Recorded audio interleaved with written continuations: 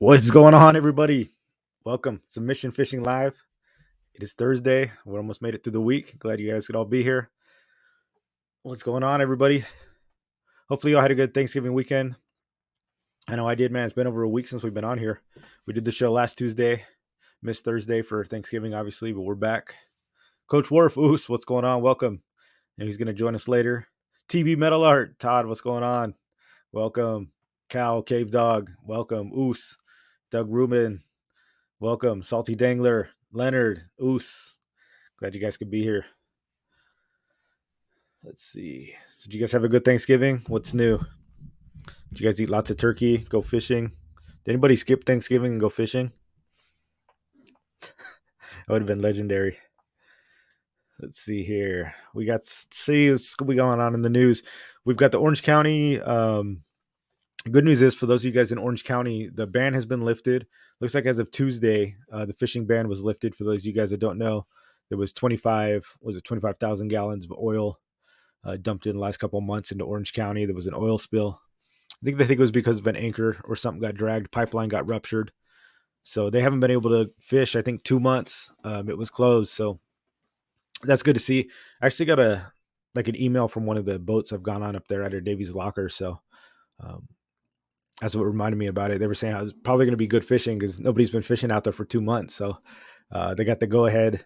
So that's cool to see. So if you're up there in Orange County and you want to go fishing, now's the time. It's open, back open. And I think it was 12 miles offshore you could fish, but yeah, all the bays were closed. Like all the near shore stuff was shut down. So get out there and do it. I know Jesse's up there. Some of you other guys are in Orange County. So that's good news.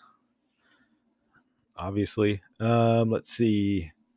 We've got the sheep's head thing. Obviously, we've been dealing with till the end of the year. It's already December, so December 1st. Some of us here made a pledge not to catch or keep any sheephead. We're trying to keep the numbers below.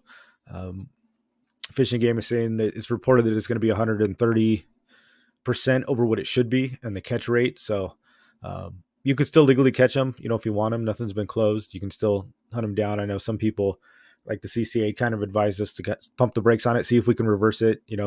Barring changes, next year we're going to drop the hammer on us. That's what we're really trying to avoid. So I know some of us are doing it. I know I've caught a lot of sheephead this year, so I've had to pump the brakes on getting some of those things. We hit them hard this year for sure. Andrew Blake, what's going on? Welcome.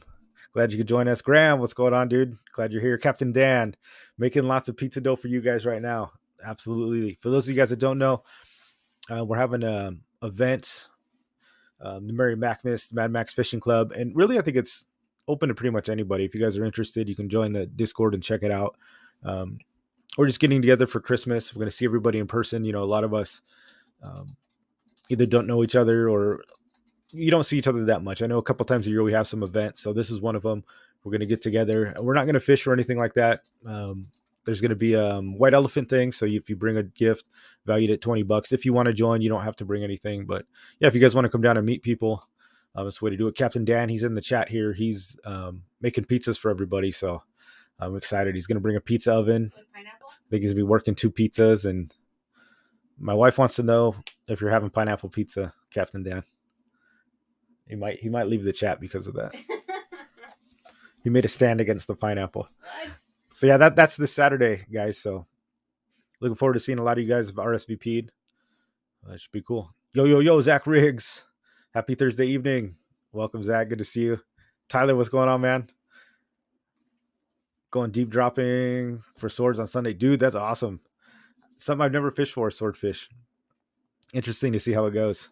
You have to give us a report when you come back. My buddy got a 160-pound last week, so hopefully I get lucky. Yeah, dude, that'd be awesome. I'd love to go catch a swordfish. I know Doug's in here always asking about the swordfish. You should let him know how to catch them because I don't know how. Give him some insight, Tyler. Jesse Oos, what's going on? Welcome. Yeah, everybody's fired up for the pizza. Yeah, Zach's on Team Pineapple. That a boy, Zach. That's what I like to see. Only for her. Oh, he's going to do it for you. He said he'll do the pineapple. Dave Rage, what's going on? Welcome. Captain Dan, gonna throw you guys off the boat. He probably is. Dude, pineapple's the freaking best on pizza. I don't know why. All right, let's see what do we got here else in the news. We got a couple things, man. Bunch of been seeing a lot of rare fish coming up. I know Mark G just put in a story before he came on, and even before that, I had this one coming in. I don't know if you guys seen it. I know it was making the rounds, but there was I guess a football fish was caught. Or not caught. It was seen offshore. The stuff of nightmare. Extremely rare football fish found on the beach of San Diego. I believe this was Black's Beach. And what's crazy is, I think I was reading this article. There's only, let's see if we can find it in here, like 30 specimens in like the entire world that have ever like seen this fish or something like that. This is an unusual fish tail. This fish usually lives between 1,000 and 4,000 feet beneath the surface. It was found washed up on the local Black's Beach. This was November 20th. Infamous beach for Aberdeen clothing optional. Um, let's see here. But yeah, I'm trying to find the numbers here, but it was like, I think it's only the second one in San Diego that they've ever caught, but it's something like worldwide, legitimately, like only a handful of these have ever been uh, actually brought into not even captivity, just dead corpses or whatever it is. The specimen, I guess, itself is pretty freaking rare. So that happened. Yeah, I don't know where I saw that. It must have been another article, but yeah, I was talking about the rarity of it. So one of these washed up. Oh yeah, it's right here. Dumb, so stupid. Only 30 specimens of this fish have ever been collected worldwide, out of all the world. Right, 6 billion people. We've had 30 specimens of this fish, and one of them washed up in Oceanside. I guess it's an angler fish, right there. It uses like the bioluminescence to attract its prey. Um, yeah, crazy. And then Mark G, just before we went on, had this one come on. So this was another one washed up. I think this was just today. Uh, Rare deep fish, the notorious cannibal fish. I believe this is a lancet fish. Um, yes, animal 4-foot lancet fish was found at La Jolla Sands. So this was Wednesday afternoon, according to Scripps Oceanography of U.S. San Diego, which collected the fish to be preserved and analyzed. And this was another one. I think it's extremely rare. Yeah, oceanographers said this is only the 17th found in San Diego Beach since 1947. The third from La Jolla Shores. Last one was found in 1996. So yeah, I don't know what's going on out there, but all kinds of these rare fish are washing up, kind of all over the place. So this is the lancet fish. This is right where we fish, right there in La Jolla. And then it has something at the end here about the MPA. So, interesting point. If you find this thing in the MPA, you got to leave it there because you cannot collect fish. I think it's right here. Important info to the public. If a person finds an unusual organism like this, do not take it home. The Scripps spokesperson said in the email, much of La Jolla's marine protected area, the MPA, and taking home organisms is prohibited. So yeah, you got to remember that, guys. If you find a fish like this, I'm pretty sure on the other beaches it's fine, but if you know you're in an MPA zone, remember, it's crazy. I guess we don't. The government owns this stuff, not us, the taxpayer. So that's a whole nother argument. But if you're in the MPA, just leave them there. So we got the football fish and the lancet fish. I just thought that was crazy. Cool news in the local waters. What's the craziest thing you caught? That weird dildo looking thing? Oh yeah, the craziest thing I caught. Yeah, probably it was like that. I don't even know what that was. Probably like a sea cucumber or something. What I got, which was freaking crazy. Yeah, but like the waters have been crazy, you guys. I know Coach Worf is going to come on and talk about it later, but we've been having especially La Jolla has just been blowing up like crazy. And one of my buddies, Travis Fain, he's actually a sponsored fisherman. I think he's sponsored by AA Lures. And I was talking to him today, and he was saying how he went out to Dog Beach, and he said there was like a massive, like an anchovy ball was so huge, and it was coming up to shore. And this was this weekend, and the anchovies were almost beaching themselves up on the beach. And he said they were just casting. Him and his buddy were out casting, and they were just like snagging anchovies, just foul hooking a lot of them as they were coming in. And then I guess the same bait ball had moved up into Carlsbad, um, over like in southern Carlsbad, over by La Costa. But he says he thinks it's the same one, and apparently he was telling me like it's one of the biggest bait balls he's ever seen. And I know I went out to La Jolla. If you guys check out my new video that I just released, we went out there, and I think that was 2 weeks ago, and it's just been It was nonstop. It was freaking every cast I was getting a fish, calicos, bonito. I mean, they were everywhere, just boiling out of the water. If you guys want to see it, you can see them boiling up. The footage I got, and apparently it's been like that. It wasn't just my trip. It's been pretty consistent. I know Kevin Nakata's out there right now, the Sea Samurai. He's got some people on his boat, and same thing, right? He was talking about he had that 50 calico day, I think, with two people. So if you guys got the means, man, to get out there, go get out there. It's kind of unprecedented, for this time of year that we're still getting the action like that. So we're seeing bait balls. I don't know what's going on.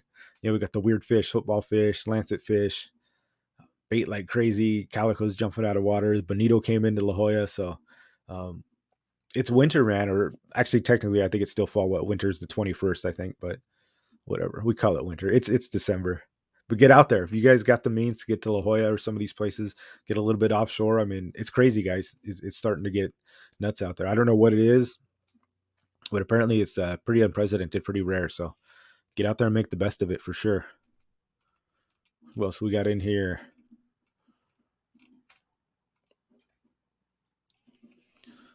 Let me catch up on here, guys. Was Big Water in here? I thought so. Maybe not. I didn't see him. His wife would probably get upset. Now, he got married today, so I wanted to say what's up to him. What does Salty say? The oil seeped out deep. Oh, seeped out deep. Yeah, it could be. Maybe that's what was pushing him in. I was gonna ask if you heard about that one. Yes. Yeah, dude, that's crazy, huh? How far out in La Jolla can you fish so you're not in the protected waters? I have a boat, want to take it out there for the first time. Yeah, Andrew, go ahead and take it out. The best thing I can do, or the best advice I can give you, is get an app called Fish Legal. It's something we all pretty much use, and it'll show you where the MPA is in the app, and it'll also show you it has GPS on it, and so when you bring up the app, it'll show you the MPA, like it's in red. There's the red MPA and the blue MPA, and then it'll show you where you are in relation to it on the map.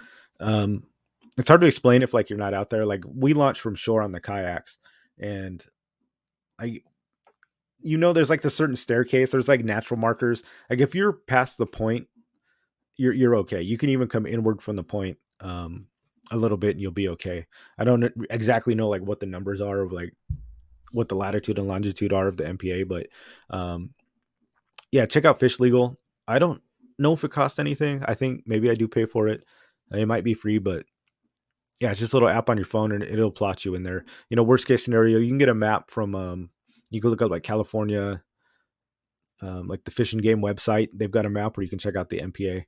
It's not that hard to avoid. Really, if you just go to La Jolla, just don't go where anybody else, like where there's nobody else, and you'll probably be fine. It's pretty much closer to the shore there, um, right where like the pier is, that pier, and then south into like the caves and stuff like that. But yeah, dude, it's blowing up. If you can get out there, Andrew, definitely, I would definitely do it. You just launch out of like Mission Bay and then go up. Yeah, Fish Legal, Mark. Yeah, you guys are on it. You know it. 14-foot Zodiac inflatable with 20 horsepower engine. Yeah, dude, that's awesome. Get out there. So where do you launch that thing? Just from a Do you launch that from the beach, Andrew, or do you take it, or do you launch it from like a boat ramp? I see dudes launching boats from La Jolla. I think me and Salty were out there one day. Some guy was like, remember he was out there putting his aluminum boat out there, like with the trailer and everything. It was like a straight up boat. It wasn't even a kayak or anything. It was pretty crazy. Just straight up from the sand.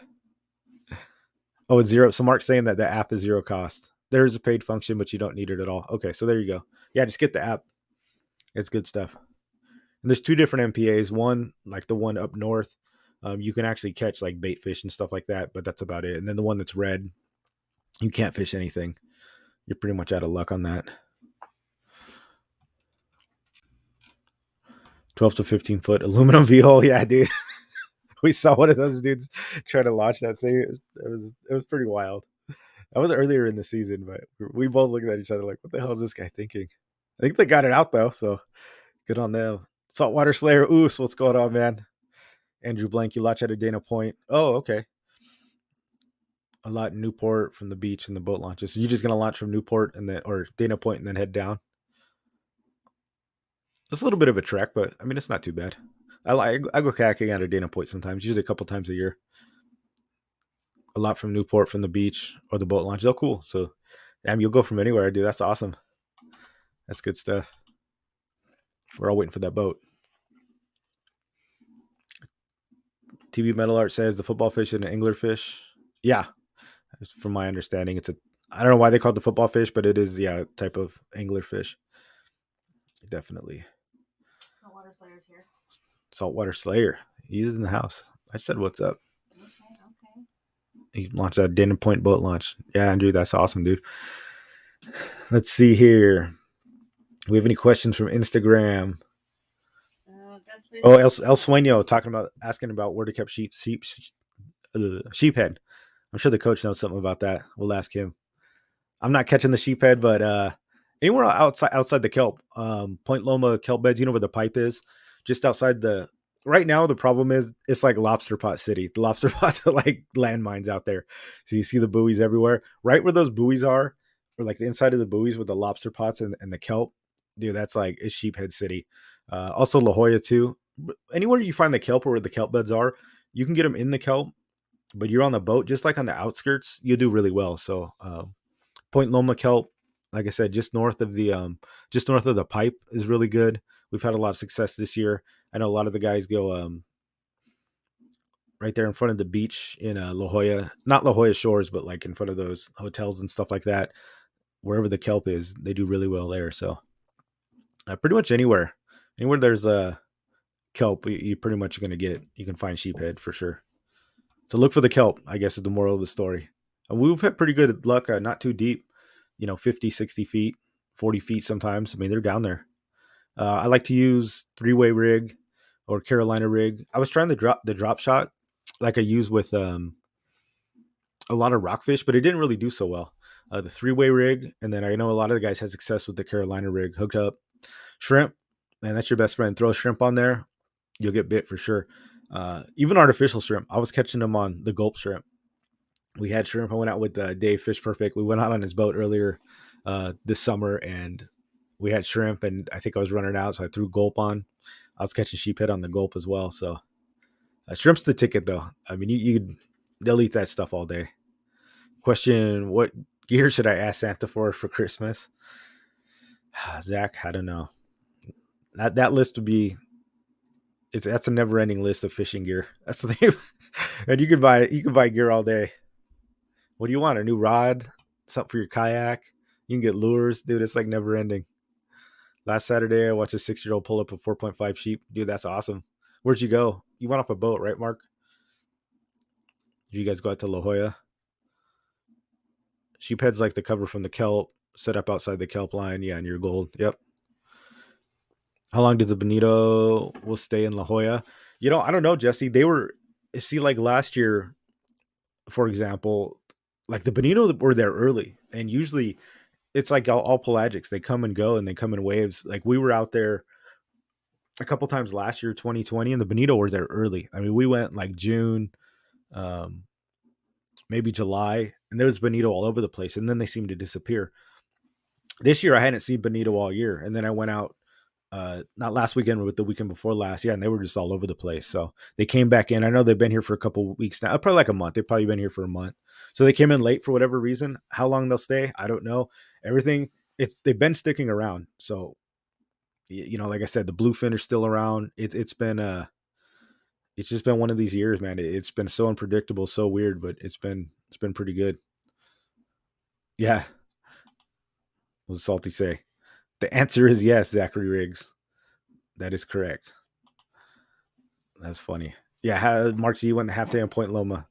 That's awesome. Brian likes to fish. Hey, Muto family, what is going on, Brian? Welcome. Brian likes to fish, formerly of DFA, formerly of Mad Max Fishing Club. Back to Mad Max Fishing Club. Bonies were tough this year at La Jolla. Yeah, they were. They're here, man. They're here. You get out there. If you got the means, go get them. You ready to come on, Coach?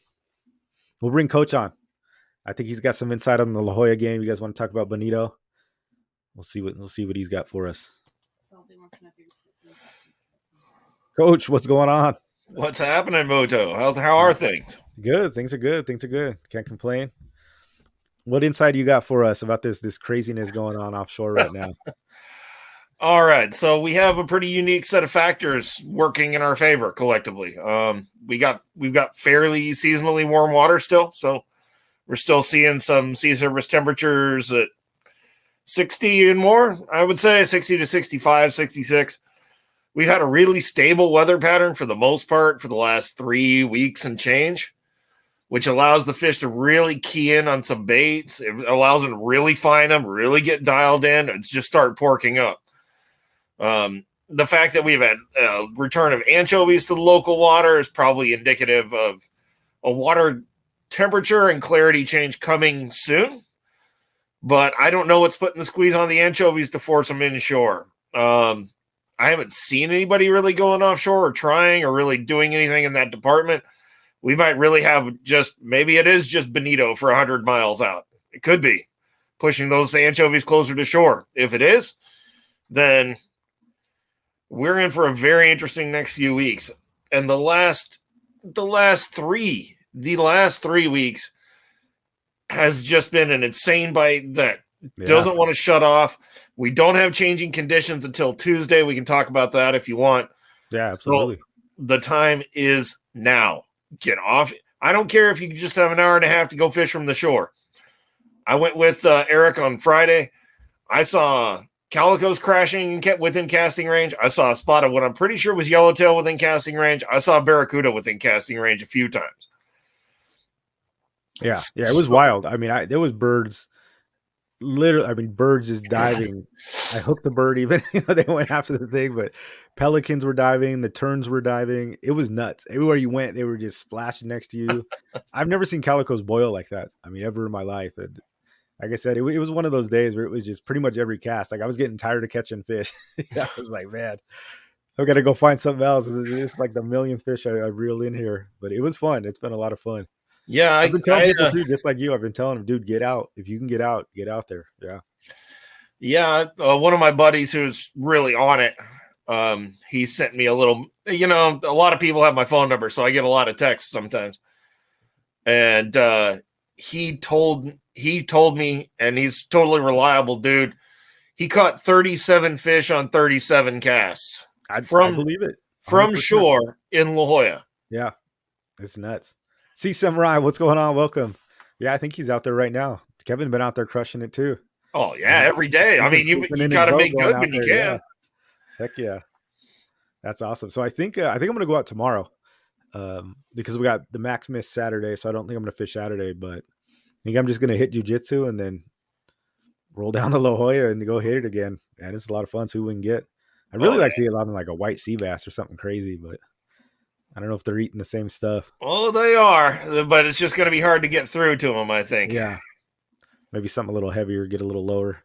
Well, or vent hook one of those bonito and put it on a heavy knocker rig. They'll eat those things? Will they eat the bonito? Well, I'll bet you they would. If it's going slow enough and they can find it, I don't see why not. Yeah, it'd be worth a shot for sure. I know it was crazy because I was catching everything on the spoons, and then so I was like, "Oh, I'm gonna switch to a surf." Started throwing a big ass surface iron, trying to weed them out. Yeah, I was just getting bigger calico. It was crazy. They went from like small calico, and they were just eating the surface iron. I was like, "Man, this is freaking nuts!" Just huge calicos eating this full size surface iron, man. The Chatty 45, and it was nuts. It was pretty cool though. Yeah, a number of years ago now, of course, but I was fishing off Point Loma, and I saw a big bird pile, and I thought it was mackerel under there. So I threw a sabiki in there, and I pulled 5 legal calicos out on the sabiki. Like they just loaded up on there. It was like a Christmas tree of calicos. It was ridiculous. That's freaking wild. Yeah, that's awesome. See, Samurai said, yeah, he's out there right now. He said they're about to smash. Yeah, Kevin, let us know how it is.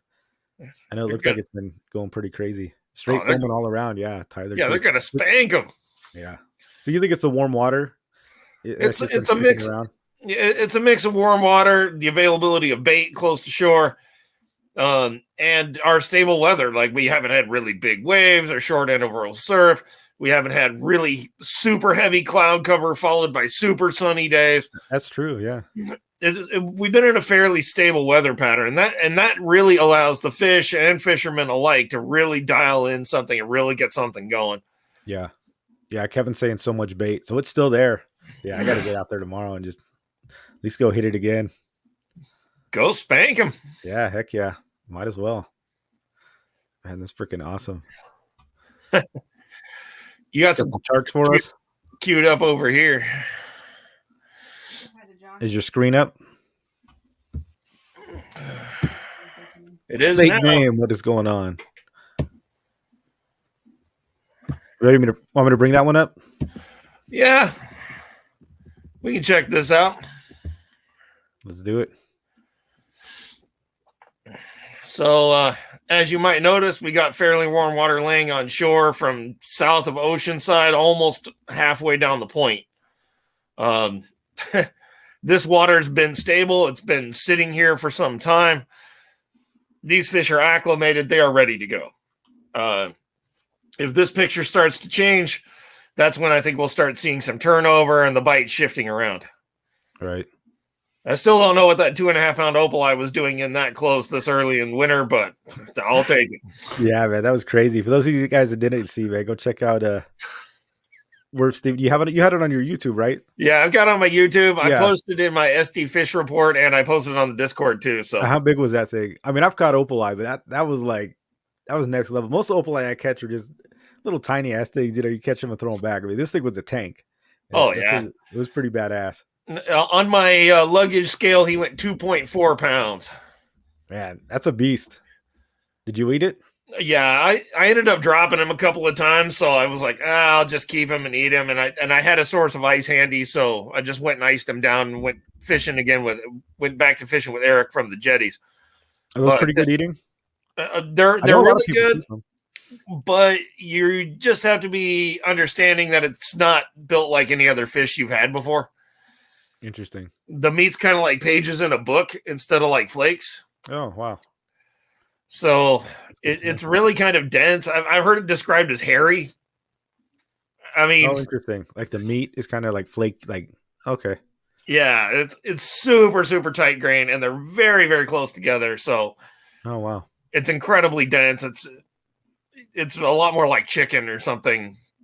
I mean, I don't want to make the chicken comparison, but Right. But the way it's I get what you're trying to say as far as the meat goes. Yeah. That's good stuff. But I mean, we've had this nice warm water, which should totally be preclusive to 2+ pound opali being 10 feet from shore, but that one didn't get the memo or something. But Yeah, that's awesome. you can see if you look on my page here that and this is temp break right here. So you'll see some colder water starting to get pooling up off the end of Point Loma. But all this whole area north looks like all the way into maybe Cardiff or so. Water looks fine. Crazy.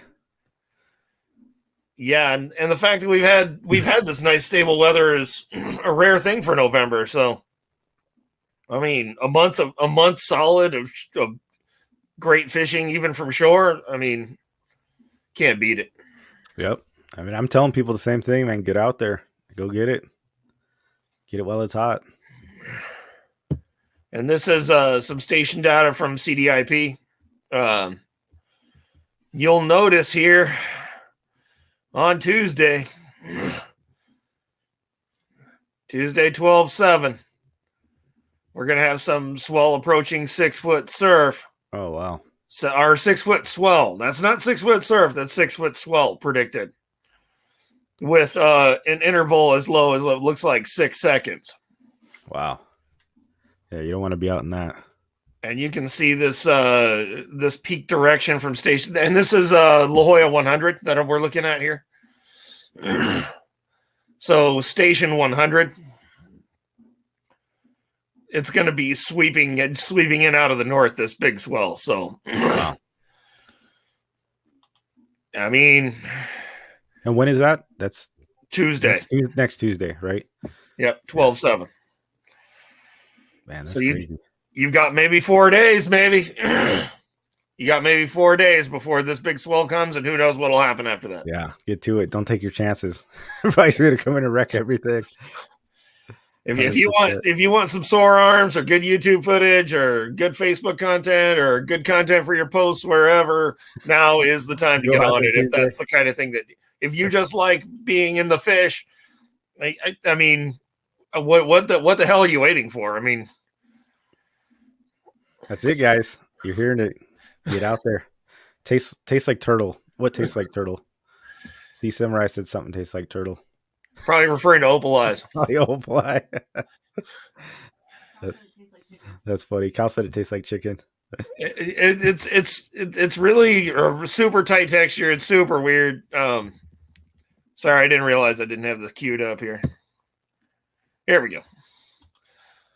So if we look here at our arrow that points to mid-Baja, we still have a good connection with the warm water to the south. So unless this northerly swell really causes a really severe turnover, I think we're going to be in the money. Nice. It would be super nice if this bite went 3 months long. I'm not anticipating that. That would be a poor thing to bank on. Yeah. You got to strike while the iron's hot, man. You know how fishing goes. One day it's on, and then it just shuts off for weeks. We have light winds and 1 to 2 foot swells all the way through Monday night, where it starts to mount up into Tuesday, and it looks like we have a chance of rain on Monday. That could cool our sea surface temperature. Yeah. I mean, if there's anything I can do to light a fire under your static behind to get you out there, people, it is time. You might say, "Oh, I don't have time to launch my kayak and do all that." Just go down to the shore, pick up a crocodile, deadly dick, the lure, not those other things, or a Castmaster XL or some other really long casting jig. Work on your distance casting a little bit and go down there and just put the hammer to them, because this is a chance you might not have for another 4 or 5 years. Right. I don't think you need to convince these guys to go fishing. Just a matter of getting out, I guess. That's funny. Man, that is good stuff. Yeah, I'm excited. I mean, I've been looking forward to getting out there again. And just the stories I've been hearing, even Sea Samurai, man, watching him pulling him in. He's been out there for days, I think. It doesn't seem like he's left that boat. Kevin, how many days you been out there on that boat? Seems like 3 or 4. Crazy. Yeah, he's been out there every day, and he's putting the hurt to him with those Savage Gear baits. So that's right, man. I mean, no hate from me. That's freaking awesome. Good stuff. So you were talking about the weird fish washing up on the beach. What do you think about that? I think that we just have a real stable onshore condition. So if fish do get in trouble or get out of their light zone or whatever, and whatever happens to them where they die and get washed ashore before they can get eaten. Also maybe the abundance of bait, a lot of inshore activity, a lot of these fish that would be nibbled into chunks and left rotting on the bottom somewhere. Maybe they're getting passed up. You know, I think it's probably just so much food in life. Like they're probably coming in close too, I would imagine. Probably so, and then they get trapped outside their zone or outside their temperature tolerance, and or they're just dying closer to shore, where normally they would have died out in sea, and you just never see them. You know, they get snapped up. So definitely, yeah. Someone, an old timer, told me when I was probably 13 years old. He told me a basic truth, and he said, "Son, the ocean is full of teeth." It's true. Whatever falls in there, well, it don't last long. I mean, nothing goes to waste in the ocean either. I mean, once it goes, it's done. That's why you don't see many carcasses wash up. You know, you think how many things die in the ocean a day, and how rarely you actually see something get washed up on the shore. It's like it gets devoured. Something will eat it. Sea lions or other fish. It doesn't matter. Birds, sharks, skates, rays, jellyfish. Sea hares. That's probably what you caught, by the way, was a sea hare. You were talking about your weird catch. No, it was a pelican. Because I had to bring it in and unhook it. So it was, it was a big ass pelican. I thought you were talking about a sea hare earlier, or a sea cucumber or something. Oh, that I did hook. I thought you were talking about the bird. No, that was earlier this year at Carlsbad. It was like purple. Yeah, if you see the purple, it's almost always a California sea hare. Yeah, And I was like, what the hell is that? It was pretty funny. I think the purple is some sort of defense mechanism. So Yeah, probably. I wouldn't eat that thing. I'm sure something out there munches on it though. That's awesome. We got anything else, Coach? I mean, thanks for Well, I'm sharing that pretty stuff. much It was done. great. If keep me on for a couple of seconds for questions or whatever. And Yeah, if anybody's got any questions, let Coach know. If not, check out the Opal Eye Worth TV at YouTube. Go give him a like, subscribe. Brian likes to fish. Said he's going to be out there Saturday and Sunday. Nice, Brian. Brian, you going to go out after Macmas or before, or both? They'll probably do both. If I know Brian, he'll probably be grilling anchovies on his boat. all you need to get them right now is a net. Net them up, net up however many you need. Yep. Too bad it wasn't Species Challenge, man. We'd be smashing it right now. Oh yeah. Oh yeah. I've caught some good species the last couple of weeks actually. I haven't really been posting that much just because I've been dealing with a lot of back pain, which kind of puts me in the mood to not kind of just withdraw within myself. Yeah, for sure. That'll put anybody down. Nobody likes to mess with that. Good stuff. Yeah, we just got the link on there. Cool. Yeah, I don't see any questions on here, so we'll let you go. Thanks for coming on. Like I said, guys, go to Worth TV. I know Jessica just put the link in there to his channel. Thanks for the insight, on the La Jolla, like he said. If you guys can get out there, man, get out there for sure. Go check it out. And we appreciate the knowledge as always. And we'll see you out there. We're going to see you Saturday, right? You're going to go to Macmas? I'll be there. Cool. And so if you want to meet Coach in person this Saturday, guys, Merry Macmas. I'll be there too. Coach will be there, and we'll have a good time. I'm going to try to bring my distance casting set up so I can kind of show you guys. My shoulder's not at 100% or anything, but I can kind of show you some things you can do to get a little extra distance. And I'll reiterate it again. You don't have to take the time to launch the kayak and go through all this if you don't want to. Right. You can grab a spoon and just head down to the shore at sundown and just cast for an hour. I think you'll get them. I think you will. Right now you will for sure. 100%. So, awesome. All right, Coach. Thanks for coming on. We'll see you this Saturday. We'll see you Saturday. Take it easy, my man. Thank you. Oos. Coach Worf, everybody. Thanks for coming on. Kiwi Reacts. What's going on, dude? Welcome to the show. Glad you can make it. Shore or paddleboard. You're going to go out, Zach? So Zach's going to fish before Macmas. Yeah, you guys can fish. Like I said, we're meeting up Saturday for a Macmas. It's not a fishing event, but obviously if you guys want to go out there and fish before, you're definitely welcome. I know Roman's trying not to have not make it like fishing focused. We can just go out there and enjoy ourselves. But that's up to you guys. Like I said, I think I'm going to go out Saturday. Let me catch up on some of the questions here. Saltwater Slayer, what is a good way to catch the bones? Any spoon, really, Saltwater Slayer. I can show you I think somewhere on my desk here. Oh, it was in my lap. These are what I was using when I was killing it on. I actually lost the one I was using, but this is like the same color. It's the Lucky Craft. And I think this is called a Wander. SW Wander Spanish mackerel jig, 30 gram.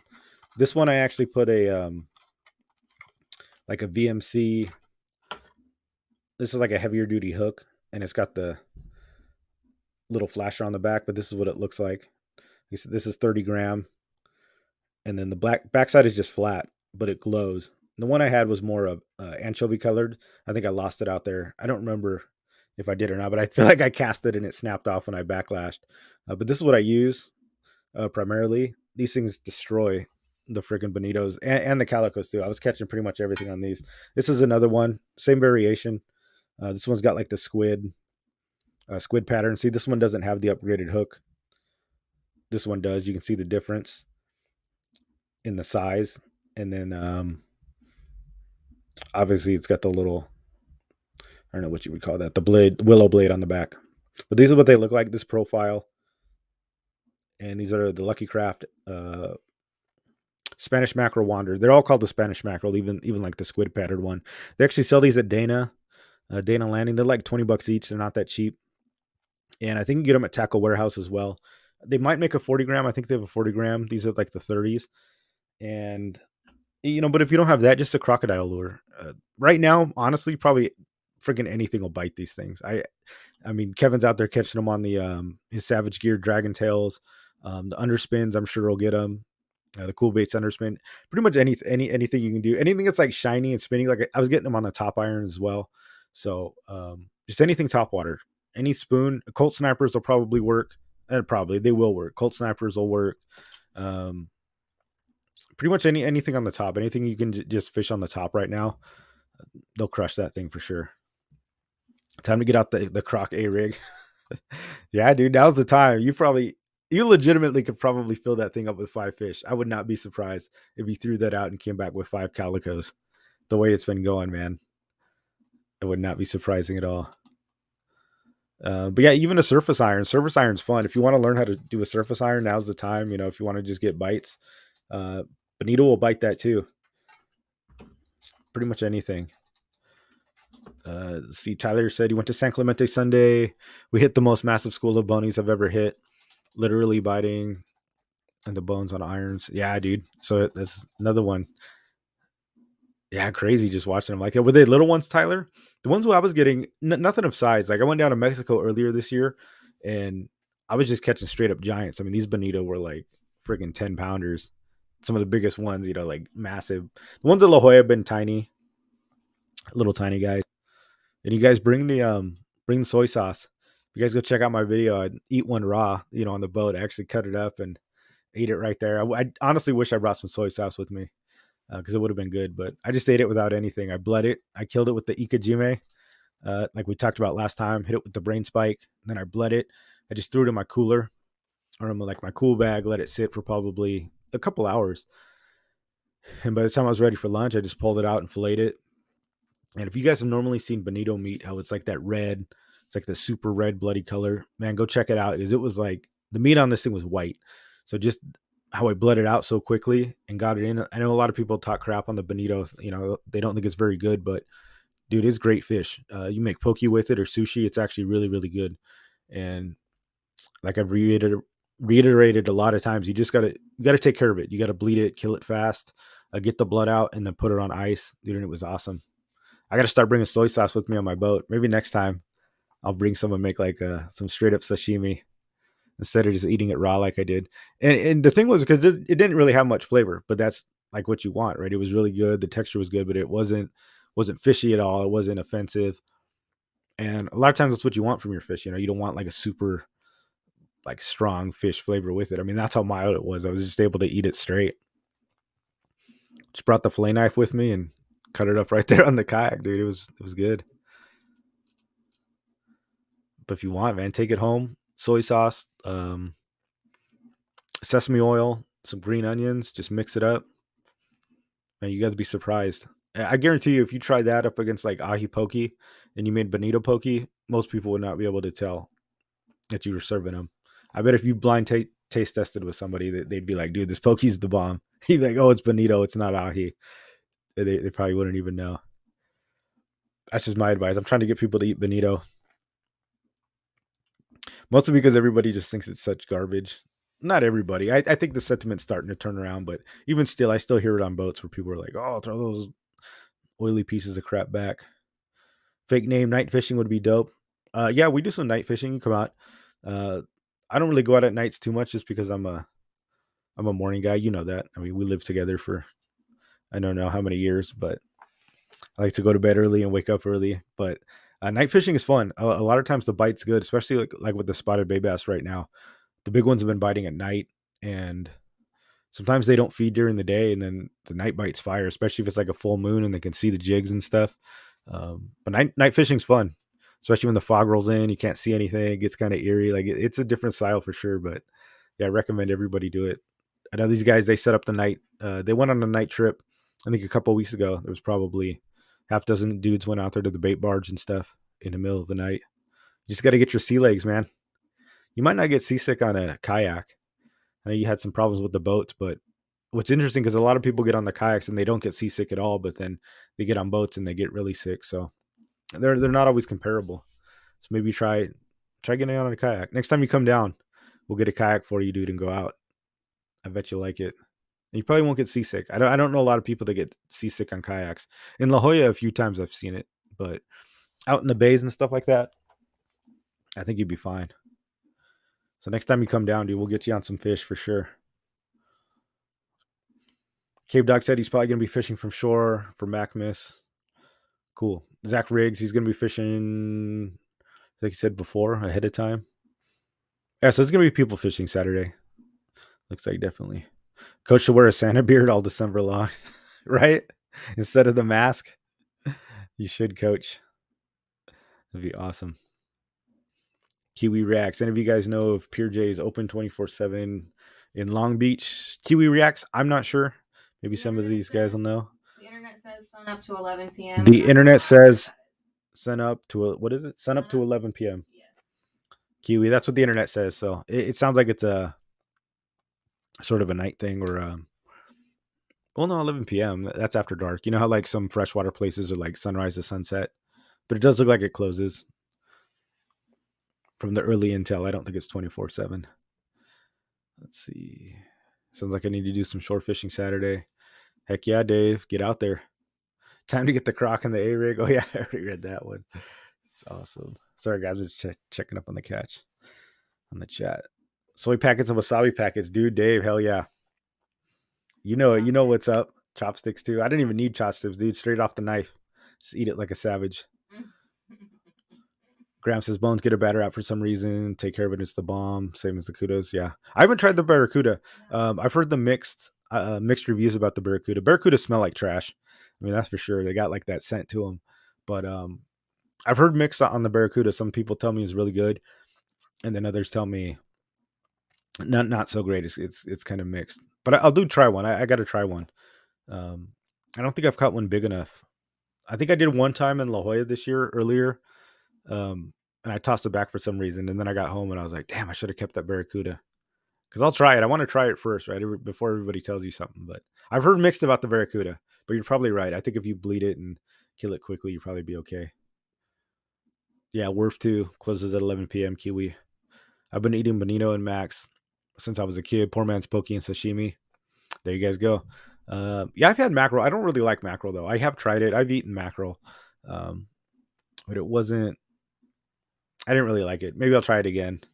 And I think I had it at like a sushi restaurant or something too. I've had a mackerel a few times, and I wasn't like a huge fan. Those Jack Macs are pretty good.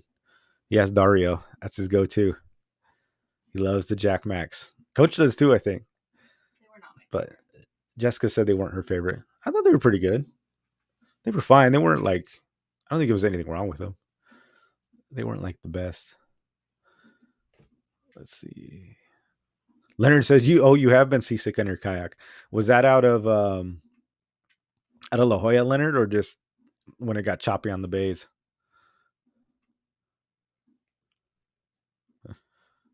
That's crazy. And I think somebody else did. I've heard of people getting seasick out in La Jolla for sure. But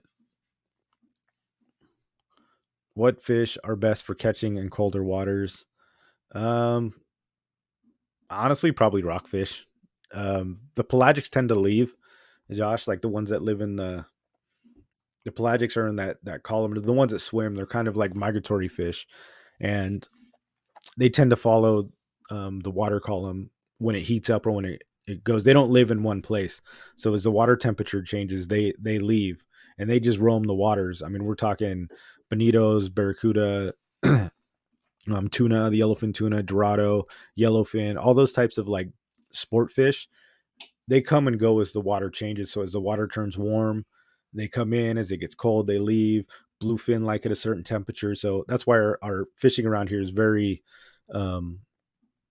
it's at the mercy of what the water temp is. That's why we're always talking about water temperature. And the bonito are in because it's warm. But when it gets cold, you got to go for fish that basically they live here. They don't go anywhere. And that's like the rockfish. A lot of the bass too are like that. You know, they don't migrate. They don't swim. They don't follow the water temperature based on where it's going. They do at a macro level. Like if they're in the bays, like the spotted bay bass, if it's in a super deep area, they'll shift to an area where it's more shallow and warm, but they don't leave the area altogether. You know what I mean? They don't like swim to Hawaii to go get out of the water. Same with the rockfish. I mean, on a micro scale, they will move, I think, to little different areas, but the rockfish don't leave; they don't migrate, so they pretty much hang out. So whenever you're looking for fish when it's cold, just go for bottom fish. Even stand it still, they're not like quite as active because they got the cold blood and they're kind of they save their energy. So you got to be really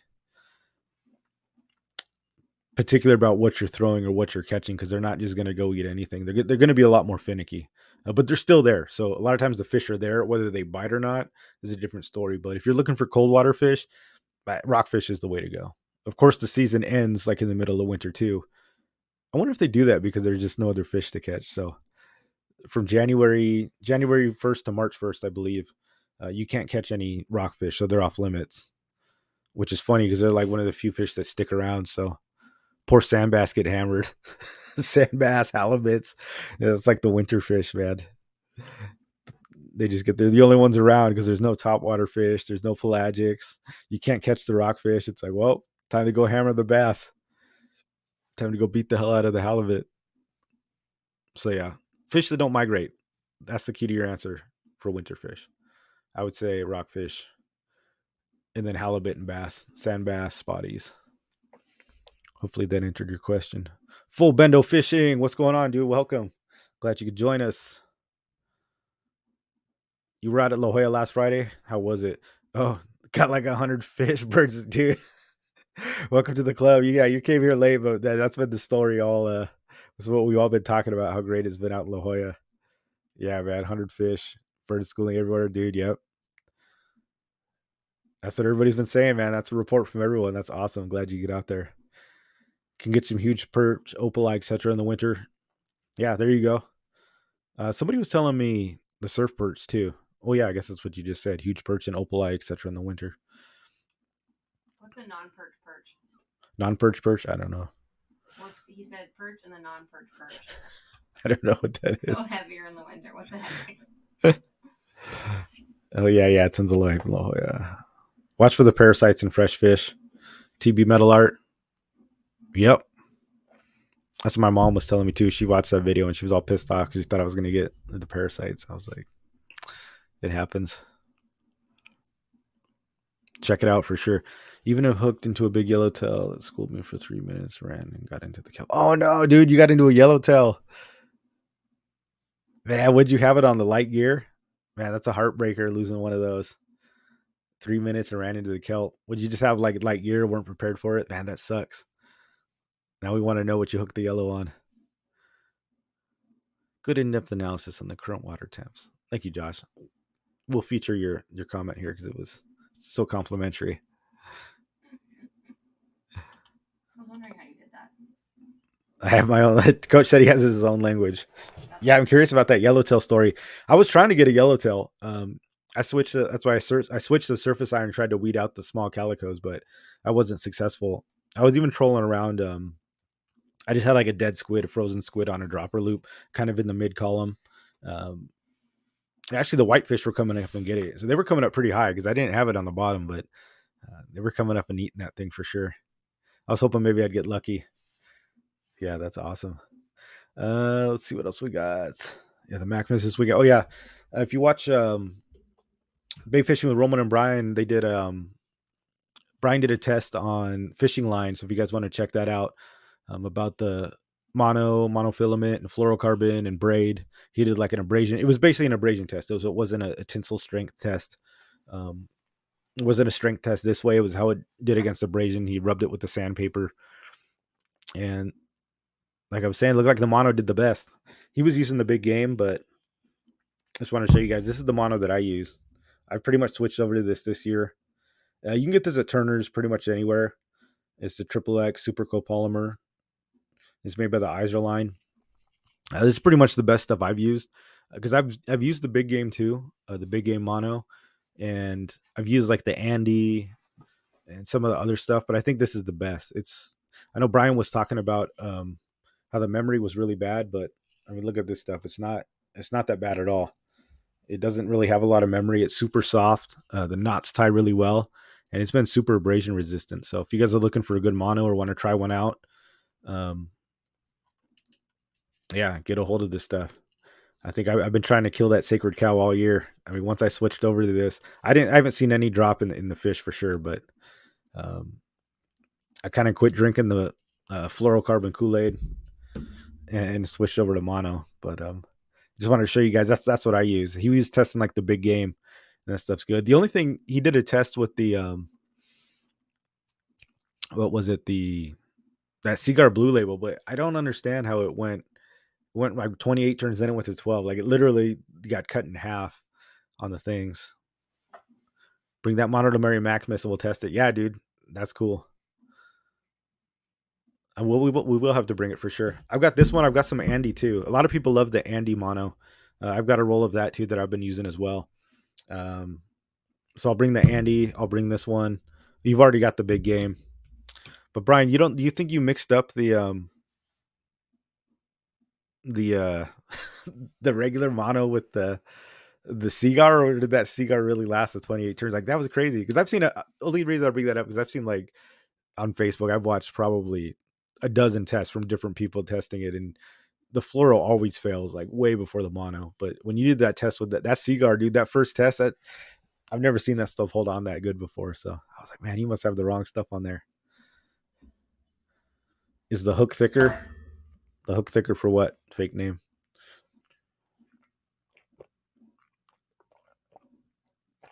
Tyler, probably inconsistencies in the thickness. Could be. But don't you think the inconsistencies would be on the mono? I mean that the cigar stuff's pretty consistent. They even do like they add the lever wine. They do that so it doesn't even like see how this is like rolled in and it's super inconsistent. It's just all over the place. Like when you look on the cigar package, it says level wind. So it's actually laid on the spool so it doesn't overlap with itself and it stays perfectly in line so it doesn't actually get dimples or puncture marks in the actual line. It's pretty crazy. But like the red stuff, the red label, like the cheaper stuff, it's not level wind. So they just throw that on like it's normal stuff. I don't think it's that big of a deal, but it's just funny like how much care they take, with that expensive stuff. They're giving you everything. I switch back and forth between BG and Iserline XX. Yeah, it's good stuff. TV Metal Art, love the Iserline. Dude, it's been good. I especially the smoke color. I've been using the smoke pretty much like with a lot of my slow pitch. The clear 2 works really well, but yeah, it's super smooth. It's like super subtle or supple. It's like it doesn't have the memory. It's not brittle at all. It's hard to it's hard to explain. It's almost like rubbery feeling. Like it's not, fluorocarbon is really um it feels like really brittle. Like especially when you hold these two together, it's like two totally different lines. It's pretty crazy. I'll bring this stuff for you guys to test. Yeah, so if you guys have any line, bring it to Brian to check. And if you want to see the results, go check it out. You can watch the replay. If you guys are new here, go check out a Fishy Hour on Roman Castro's channel. And yeah. Pohukai. Anyone use plastic squids? Yeah, I do. I've had pretty good luck with them.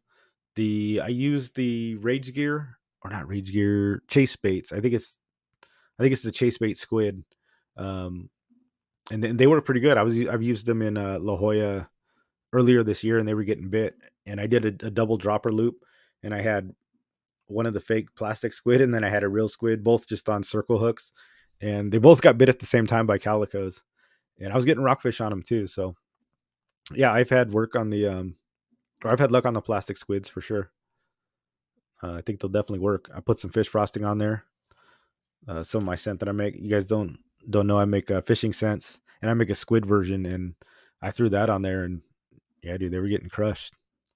So definitely try it. Sometimes I like that just because I don't like changing. They're tough too, Sometimes the real squid gets torn off, and it's like you have to just keep changing it, and everything pecks it off. And I guess the one benefit of artificials, at least for myself, is even if you're not catching as many fish, sometimes it's just like if it's the second rod where I just want to sit it and not have to worry about it, I'll put an artificial on, just put it on the bottom of the sea floor and let it do its thing. Because that way, if it gets bit, it doesn't rip the bait off. When you got live squid, it's gone. And unless you're checking that thing every time or you're babysitting it, waiting for the bite to set the hook, I'll just circle hook with a plastic squid. That way I'll throw my top water or whatever, searching for bonitos or calicos. I did that last time I was at La Jolla. I just had the one down for rockfish, and then I was just fishing the top water. Yeah, it's good stuff, but give it a try. Yeah, Zach, you were amazed by the results of last night's show. It was crazy, huh? How quickly the freaking braid, braid is like worthless for abrasion. Uh, braid is good. It's super strong. It doesn't have any give. Doesn't have any springiness. Braid has its place. It's super thin, cuts through the water. But yeah, you definitely do not want to be using that for all the way to the lure. Definitely throw a top shot or a leader on of either fluorocarbon or mono. Definitely, that's good stuff. All right, guys. If you have any more questions, let me know. If not, we'll wrap up the show. Um, awesome having you guys out here. Dude, great coach. Thanks for coming on, spreading us some knowledge. Like I said, you guys know I don't want to beat the dead horse. Name of the game: get out there if you guys can. La Jolla's been on fire. There's been a whole bunch of fish, bait fish, been popping up. Like I said, everybody's been out here getting just unlimited numbers of fish. So if you can't, no big deal. But sometimes in the winter it gets tough. And you don't get very many of these days where you can go out there and just catch unlimited fish. I mean, even in the summer, I hadn't seen the calicos out there like that. Um, if you guys can do it, definitely go out there and do it. Fake name. I was embarrassed on the boat. I'm definitely getting different medicine and going to do it right. Yeah, dude. Whenever you're ready to come out, um, I can just take it before. Take the seasick medicine before. Sometimes if you just do one when you're on the boat before you get on the boat, it doesn't work. I've heard like Dramamine or Bonine actually the night before, or even the patch. Get it in your system and then take one again before you get on the boat. It really helps with seasickness. So um, I think maybe you just took it too late. But you weren't that bad. I mean, I don't think you threw up, but you definitely got sick. You just stayed inside too long. Yeah. And then you stay inside too long too. You can't, when you get seasick, you can't self isolate. You got to be out, you got to look at the horizon. And honestly, it's like keeping your mind off of it, like talking to other people and keeping your mind occupied actually works.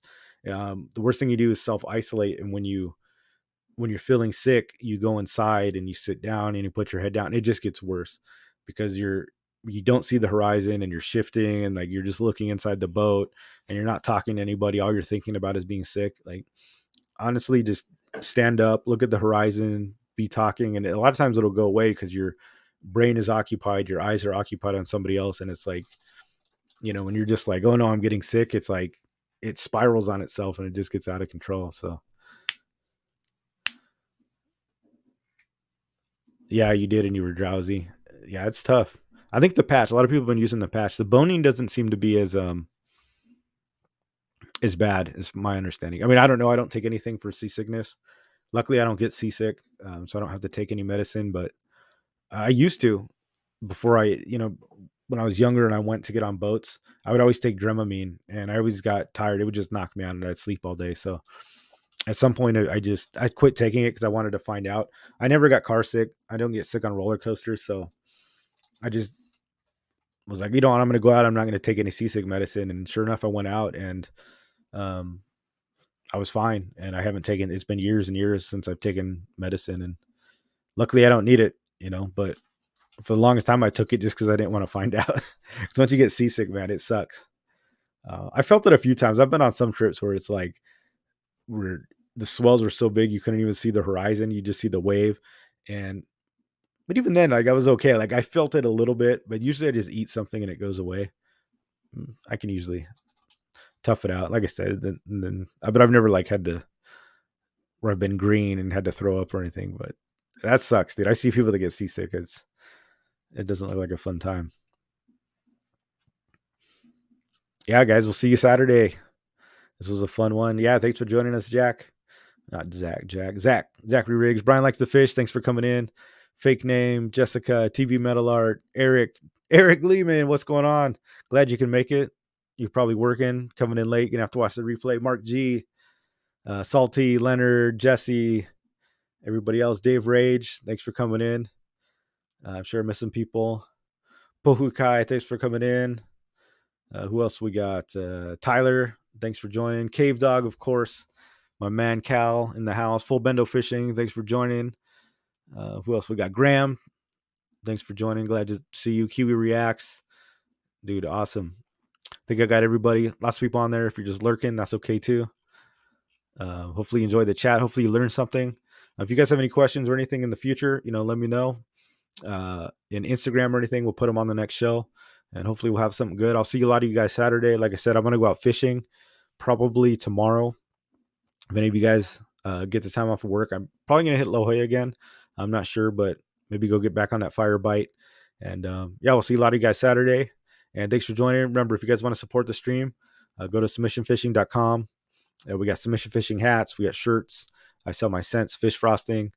If not, I just appreciate you guys liking the show, sharing the Facebook. We're trying to get to 1,000 subs so we can unlock some more content and utility that YouTube has for us. So that's the goal. And yeah, thanks for joining, guys. It's been a blast. And until then, we'll see you guys next Thursday. Until then, keep getting those black belts and fishing. Oos.